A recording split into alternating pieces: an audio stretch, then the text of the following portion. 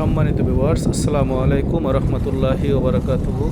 তো ভিউয়ার্স, আমি এই মুহূর্তে রয়েছি বাংলাদেশের বৃহত্তর দ্বীপ জেলার ভোলা ইলিশা লঞ্চ অ্যান্ড ফেরিঘাট। তো দেখতে পাচ্ছেন এখানে নদীতে ভাসমান অবস্থায় রয়েছে ঢাকা টু ভোলা ইলিশা রুটের ফেরি এমভি কার্নিভাল ক্রুজ। এটি হচ্ছে বাংলাদেশের প্রথম রোপেক্স। এই ফেরিটি প্রতিদিন ঢাকা হাসনাবাদ থেকে দ্বীপ জেলা ভোলা ইলিশার উদ্দেশ্যে ছেড়ে আসে সকাল 8টায় এবং দ্বীপ জেলা ভোলা ইলিশা থেকে ছেড়ে যায় রাত্র 8টায় ঢাকার উদ্দেশ্যে। ফেরিটি এ হচ্ছে বাংলাদেশের প্রথম ফেরি। তো দেখতে পাচ্ছেন আরেকটি লঞ্চ এসেছে এমভি কর্ণফুলী 3 লঞ্চ ঢাকা থেকে। তো ফেরির নিচতলায় হচ্ছে গাড়ি পার্কিং এবং উপরে রয়েছে যাত্রীদের জন্য কেবিন এবং রয়েছে ডেক এবং পাশাপাশি রয়েছে বিজনেস ক্লাস চেয়ার।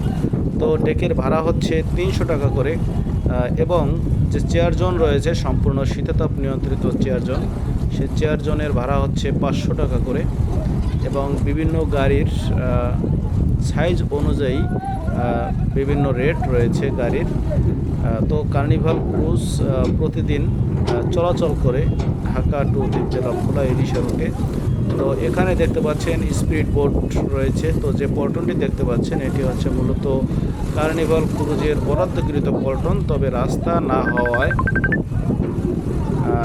না হওয়ায় এখানে পল্টনে গাড়ি ওঠানামা এখনও পর্যন্ত চালু হয়নি। তবে যে পল্টনে মূলত গাড়ি নামানো হয় কার্নিভাল ক্রুজের, সেই পল্টনে গাড়ি নামিয়ে এখানে এসে এখন বিশ্রামে থাকবে কার্নিভাল ক্রুজ। যখন সন্ধ্যা নাগাদ অর্থাৎ সন্ধ্যা 7টায় ঘাটে গিয়ে বার্থিং করবে, তারপরে রাত্র 8টায় গাড়ি নিয়ে দ্বীপ জেলা ভোলা ইলিশা থেকে ঢাকার উদ্দেশ্যে ছেড়ে যাবে কার্নিভাল ক্রুজ।